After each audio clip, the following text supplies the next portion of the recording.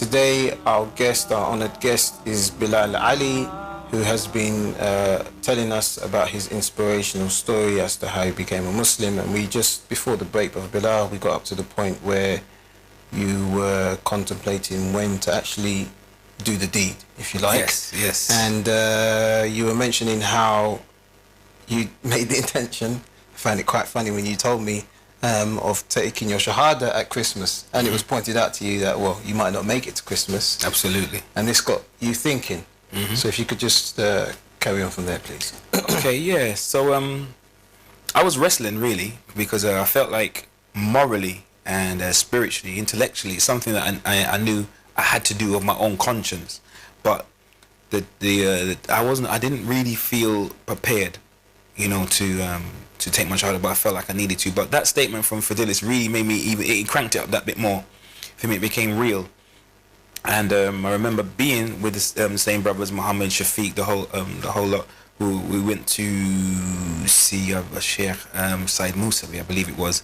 And I was debating with him about, because I used to hang out with these brothers, they were all Muslim, but I just be with them, yeah. And I was started to debate with him about, why did the Muslims say that, Muhammad's the greatest, and what about Jesus and all the prophets are equal or whatever. So he kind of clicked him that, I don't have that insight, I don't have that understanding. So, a Muslim, why don't you should take a Shahada now, because you're obviously at that stage, you should take a Shahada now. But there was just something about, I don't know, my gut feeling of just not wanting to take my Shahada then, and not wanting, maybe it was just my nafs and what he had said to me. I just, I didn't want to take my Shahada with him.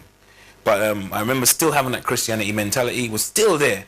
So I had to find some kind of symbolism of a baptism or something. So what was the next best thing? We'll take you Shahada at Jummah.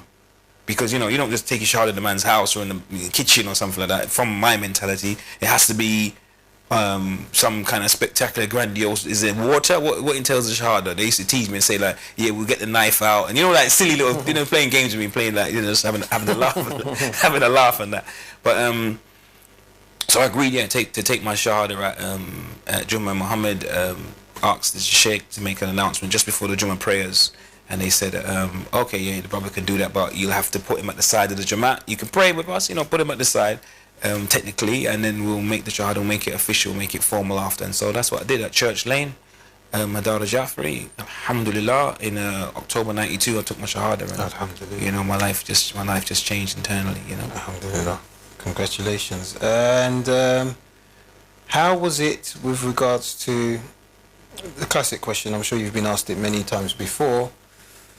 After taking your Shahada, you're from a Christian background, your parents are Christian, your siblings are Christian, and then all of a sudden they've got a Muslim son.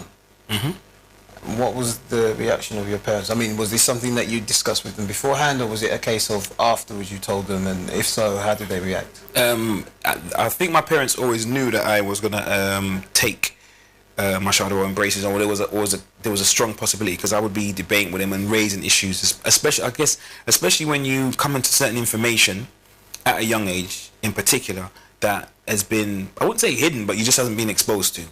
So you become infused, you become excited. You got this energy of youth, plus the information is powerful. So I would be charged up and discussing with here, there, and everywhere with everybody. And not just that, but Islam was in the atmosphere at that time because it was in the music. Yes. In today's music, mainstream music, what's played on radio is filth, is mindless music. I'm not saying all the music was great and rich and meaningful, but it was common to have Islamic ideas, black nationalist ideas, social, political ideas in the music. So it was in the atmosphere. So I think my parents anticipated I may go that way. And when I took my Shahada, and I told my mum about it, it was more like, oh, so you went and did that, did you? Like, that kind of, you did it after all then kind of thing. So there was a disappointment, because my mum's a very, God bless her, like, she's a very, very staunch, very strong Christian lady.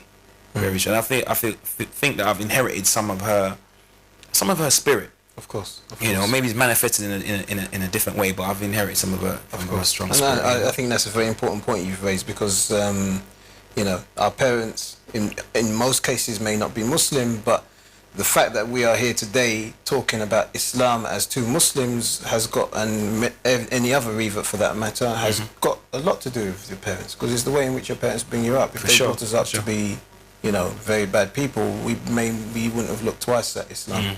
So, you know, I think that's an important point you've mentioned there. Now, I know also that this was around about the same time that you then started to go back into education, because you were in your 20s. Yeah, early 20s, yeah. Early 20s. Was it because of Islam, or was it because of all of these different, if you like, ideologies that you'd come across that had influenced you to go back into study? And I know you studied a law degree, if I'm not mistaken. Yeah, that was my first degree. What was the influence that that made you or pushed you back into education? A few factors. I'd become a father around that time, and so I felt I just needed to be constructive with my life. I used to be a painter and decorator. That was my first trade. I've done a number of jobs, but that was my main trade as a youngster coming up. And you know, it was a good living at the time. And but I just felt like I just wanted something a bit more. I remember that my friend that introduced me into reading. This young lady that introduced me to reading. She was I think she's a barrister now, like a top-notch barrister now. We're not in contact, but she was a student at the time. She was at university at the time. We used to discuss things, and she used to say, you know, I'd say, you know, well, yeah, she didn't try and encourage me to say go back to college and go back to school and do X, Y, Z. And I used to say, yeah, it's good for you to say that because you're bright and stuff like that. You got it like that. You got it easy. She goes, no, I'm not particularly bright. I just work hard. She goes, you know, you're more intelligent than me. Right. I'm thinking I couldn't really get with that, because I was thinking she's a lawyer, you know, she's starting to become a lawyer, she's on a degree. I hadn't even got a college, I didn't left school with no qualifications, whatever. But, you know, it made me think. She said, you know, I just work hard. So it didn't necessarily make me think, oh, I'm some great guy, but it just made me think, well, okay, it kind of like impacts on my sense of self. And I just enrolled for a college course and wanted to do English as a basis. But I did have law in mind from there on. And I think it was also reading Malcolm X and him saying that he wanted to be a lawyer. And the way that he would operate seemed kind of very lawyer-esque, or like, you know, like how lawyers operate, very sharp-witted, very intelligent, very articulate. You know, people that can think quick on their feet. Sure. And you know, looking in society, you know, I did work out. You know, these politicians, they all seem to have some kind of law background, but you know, there's power, and how power is kind of encapsulated within like a legal framework. So, you know, like, so I always thought of the lawyers as kind of smart people. So I never went on to become a lawyer, but I did find it an enriching experience to do a degree in law, and, you know, get my first degree in law, and this was good. It's good. Alhamdulillah. And so obviously you didn't continue with that after your degree. You did a master's in politics, because while I mean, I guess I was always interested in politics, but law was a kind of route through, just to get an understanding of the society that you live in. I mean, I read like Dajjal would always talk about the law, sure. Would talk about the political framework and stuff like that. So, you know, there was always this connection between the two subjects and stuff like that. So I went on to read law as a master's, and I just branched off in another direction. Continued to study in one way or another over the years, and I've completed a higher professional diploma in counselling, so I'm a trained counsellor, and at the moment I'm studying psychotherapy, and that's more where I see, you know, myself going, employing them sort of skills. Okay. And in terms of, you know, after you finish your studies, you know, where did it lead you in terms of a career? I mean, I know you're still studying, still developing yourself educationally, but just in terms of maybe after the masters, you know, where did it lead you to, and what experiences or what did you draw from your now new ideology, if you like, or let's call it a way of life, because it's an all-encompassing religion, Islam, to your work life? I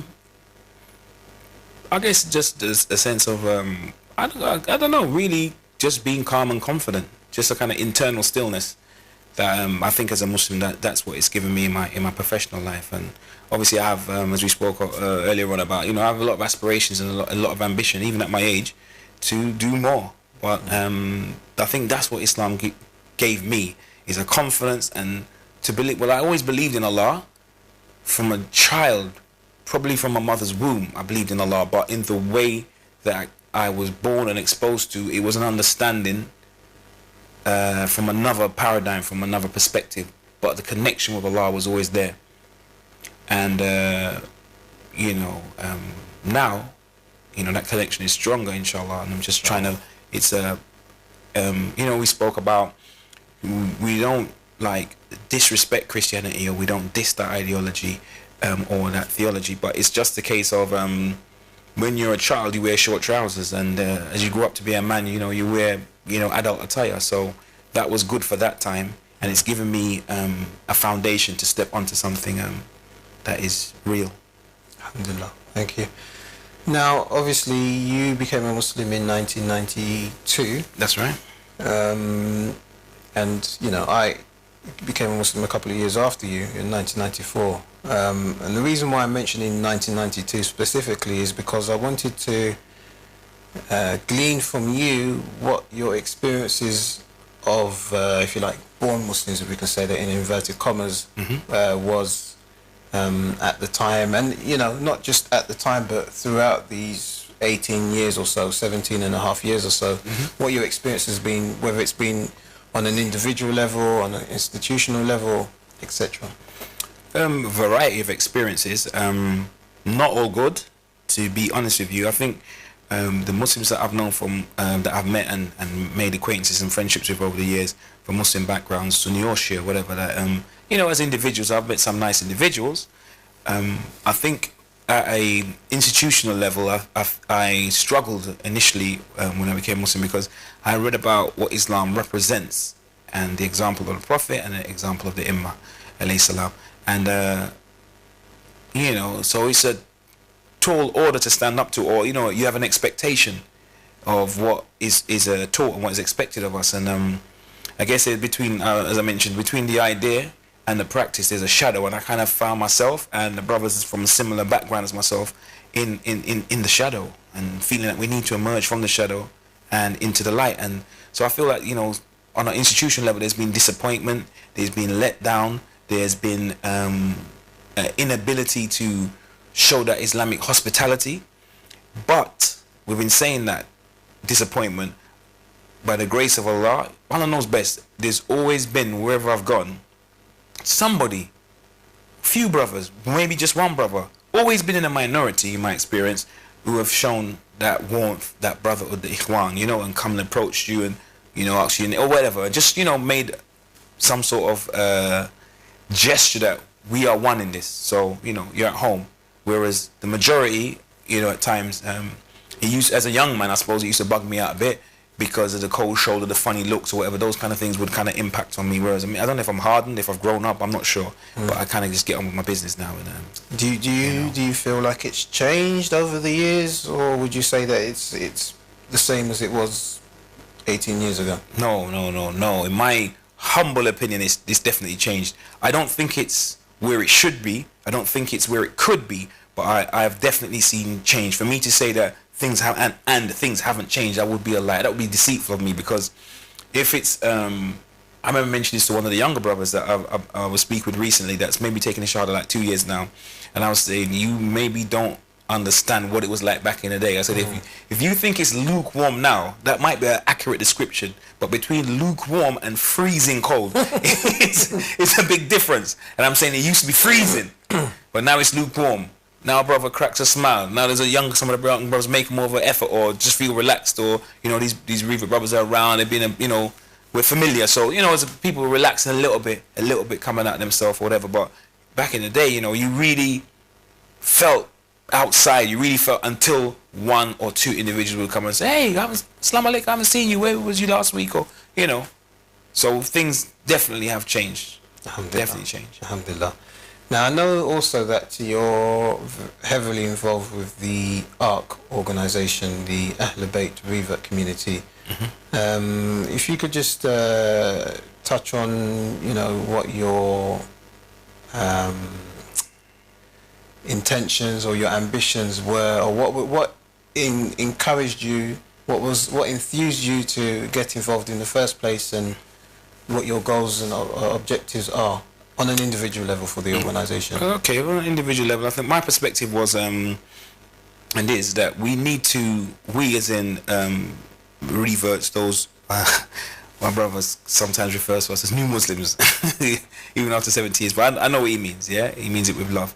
But I feel that we as reverts, we need to sort of do something for self, and really something that deals with Islam, but from a cultural point of reference, and you know, many of the reverts, especially the brothers that took Shahada around the time that, you know, I did, or a little before me or a little after me, they come from a similar background as in, you know, African Caribbean background.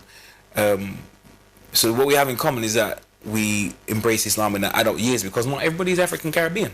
True. So the common denominator is Islam. But, you know, we have a culture, so we too want to live our culture, and we too want to definitely be Muslim. So we need to establish a kind of environment where it's inclusive, not exclusive, but there's a cultural awareness and a relaxation, if you will, and not trying to be something that you're not, you know, being yourself and accepting your own and just being Muslim, you know. But if in the future we are able to really manifest a good example in terms of the way of being, but also leave an institution for, because many of us have children. You know, I myself am a father of 6, so I don't know, there's brothers that have even more children than me or less children. But, you know, many of us are parents now. That it's very important that we leave some sort of institution in terms of, you know, collateral, methodology, practice, you know, so on and so forth. I think that's an important point as well, because I think for us, having converted to Islam, you know, we're quite comfortable with, you know, the culture here, as well as being Muslim, you know, and we can not, you know, we're not two-faced in terms of, you know, we can move from one to the other, but obviously quite comfortably. Yeah, of course, because naturally we're natives of this country. But I do worry sometimes for our children, because, you know, obviously, as you know, as growing up as a youth, it can have a detrimental effect on one's being. So obviously, this is something that you've mentioned we would need to look at. Inshallah, may Allah give us the tawfiq to, as you say, lay something down for the next generation. Inshallah. As a father, now let's just focus on that for a moment. Again, talking about what I've just mentioned, you know, the aspirations that you have for your children. Obviously, you want them to be Muslim, you want them to be devout Muslim, and obviously they're going to be members of the society, which is perfectly fine by us. How do you see yourself, well, you are in the process, obviously, of doing that, because your children are growing up by the day. How are you putting this in place? I mean, how is it working out for you? I guess I'm asking almost from a personal perspective as well, because, as you know, I only have the one child and he's very young at the moment, and this is one of my concerns about, like, how am I going to put in place a system or a surrounding an environment whereby they're going to grow up as confident individuals, but also very strong to the faith of Islam and the Ahlul Bayt, peace and blessings be upon them. I guess to the best of my ability, it's been a struggle, because it's, the society isn't Muslim, and on top of that, you know, most Muslims in this country are not Shia Muslims, are not followers of Ahlul Bayt. So it's been tough. But what I've tried to do is just to be the best example I can, to you know, expose my children to as much, you know, Islam as possible, and in a way that they can understand, and to definitely avoid being sectarian and getting into that kind of vibe, that whole vibe thing. Yeah, have your identity, be aware that, you know, you're followers of Ahlul Bayt and who the Ahlul Bayt are, but you know, somebody's Muslim, then, you know, leave it as that, alhamdulillah, and just, you know, try and be at one with the Muslims that are around you, you know. And that has been my method, really. Alhamdulillah. Thank you. And in terms of your work, what influence has Islam had on your work? It's encouraged me to go and study, and particularly or train as a counsellor, and I found that, you know, in my counselling work, it was a very strong spiritual aspect. I mean, I studied person-centered counselling or client-centered counselling of the Rogerian model, and you know, this guy Carl Rogers, he took some ideas in developing the school of counselling from, you know, Eastern philosophy, some Buddhism, some different ideas. So, you know, some of the concepts resonate, you know, quite similar to kind of Islamic practice, quite a spiritual type of, you know, the critics, you know, charge it for that, you know, a bit airy-fairy. You know, they want some people want something more direct and more kind of instructive, whereas it's very, very, very spiritual, peaceful type of counselling. Okay. Now, with regards to this counselling, because I remember doing a show recently with a brother, and we were talking about addiction and the problems in society for addiction. And I was obviously, as you know, Muslims are not immune from the ills of society. Sure. Do you feel that we need to start thinking along the lines of social workers who are Muslim social workers? Now, not necessarily, it doesn't necessarily mean that all their clients would be Muslim, but they're looking, we're trying to, for example, a course is developed whereby you're merging Islam and counselling to help the Muslims and anybody else in society. Is this something you would go along with? Yeah, I think that particularly the caring professions. I mean, and there is that tradition, in terms of Muslim doctors, as in GPs, but like people in the psychiatric professions and so forth. There is that strong tradition of Muslims being involved in that area, and I think it should continue and branch out into other caring professions in particular. I mean, we're part of the society. We pay taxes, we raise our children here, regardless of what people say. We're here to stay, really. So, we just need to be mature about it. And there are those that like a headline or cause a little excitement, but we're here to stay, and we just need to be involved to avoid, because people get the wrong idea. Ignorance breeds when there's unfamiliarity, but when people are familiar and aware, our presence increases the general public's awareness of Islam and Muslims, and we can be that positive example. So okay, and finally, I wanted to ask you about Hajj, because I know that you went to Hajj a couple of years or so ago. What your experiences were. Was this a second rebirth, or if not a second rebirth? I mean, obviously it must have had some positive effects, and what they were. Did it change your concept, perception of Islam, etc., etc.? No, the Hajj was, overall the Hajj was a beautiful experience, and it was a moving experience. I remember coming home and my wife just, she smiled, she was laughing, and she was saying, "I know you went somewhere." But she didn't mean like you went on a plane. She could see in my being that there was a different presence. She said, "You went somewhere serious as well." I could see, it was just there to be seen, and it was a beautiful experience. It wasn't like the story of Malcolm X, where it was all he shared with brothers that he wouldn't have spoken to, and European. I didn't have that. It wasn't that type of experience for myself, and even hearing other people's stories about the whole Hajj and the visit in Medina and stuff like that.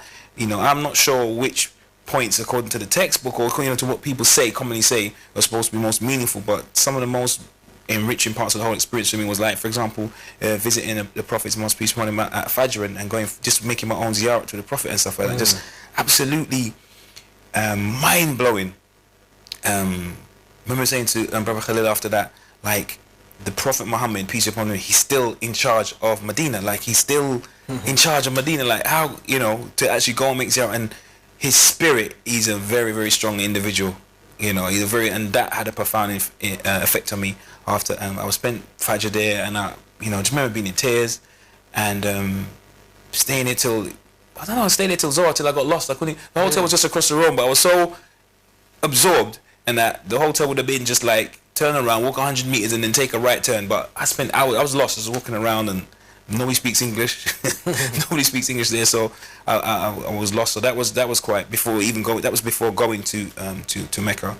So that was quite a rich experience. The Ummah Tamatu, the minor Umrah, should I say, not Ummah, the minor Umrah that we did on the first day of entering into Mecca. Just powerful, some really powerful memories. The points where you get changed, the various points you enter the holy city, and you have to get changed that. Yes, and so you make the niyat before you leave the hotel. You make you do all the necessaries, but then actually changing into ihram. And I remember brother saying that if anybody's rude to you, anybody's funny with you, be expected that to be patient. Example, sabr. You're the students of Al-Bay, so you have to just be just be this way. You don't get caught up with anybody if anybody asks you questions or try to give you a difficult time. But it was just beautiful. We made our 2 rakats. And just to see all the Muslims in white, the sisters, the brothers in the ihram, power, like just power. I'm talking like, when you think to yourself, have I died and I've made it to Jannah? Like, am I in Jannah though? Is there some point I've passed and something's happened? Because it was just, and people reciting the Quran and Labbaik, Allah, Allah, Umar, it's just Serious, just serious, just serious. There's some points when I felt down, I felt tested with the pushing and the shoving, and you know, at Mina I got a couple stones in my head, but I was warned. I was forewarned that you go to the front, you stone the shaitan, and when you leave, you come out with your head down. You come out low. But I was so, you know, ecstatic in the last stone, and Allahu Akbar, and I came out and bang, bang, and I just, you know, that's you know, follow instructions and come out low. Because, you know, some Muslims there are, you know, pretty zealous. They think shaitan's actually, shaitan's there, you know. But, you know, alhamdulillah, that I went with a Qadr group of Muslims that organised. It was various people from various backgrounds, but it was mostly the Qadr brothers and sisters. But they showed love, showed respect, which is important, and got to make a few good friends from different places as well, like Canada and America and stuff like that. People that probably wouldn't have, you know, met other than it was that type of experience. So it was good. It was very, very good. Alhamdulillah, nice to hear that. And just to round up, I mean, basically, I just would like you to just, in a couple of sentences, maybe if you've got a message or some words of advice to our viewers out there, inshallah. Words of advice, dare I say, I mean, all I could say is to the newly converted Muslims or those who are watching this program that are considering becoming a Muslim, I would say just, you know, be true to the faith and stick to the example of the Prophet and the Ummah as your example, the members of Ahlul Bayt as your example primarily. You know, we meet personalities in our day-to-day lives that may be good people, but don't get caught up in personality because, you know, you know, sometimes people may not be infallible and you want to hold it against them when they're not infallible. So, don't get caught up in personality too much. And to the people that are watching that are already Muslim from Muslim backgrounds and that, you know, I would just say in your interactions, just, you know, as all of us actually as people, just to be considerate and really just listen to people, you know, not to patronize, but to really listen to what people are saying, and we can have a better communication with each other. Inshallah. Thank you very, very much, Brother Bilal Ali. I'm sure our viewers have enjoyed your story. It's been an inspiration for me, despite the fact that I'm a revert as well. It was very, very beneficial to hear your story as well. And I thank you sincerely from the bottom of my heart for taking the time out. For having me, man. Thanks, man. Taking the time out to be with us.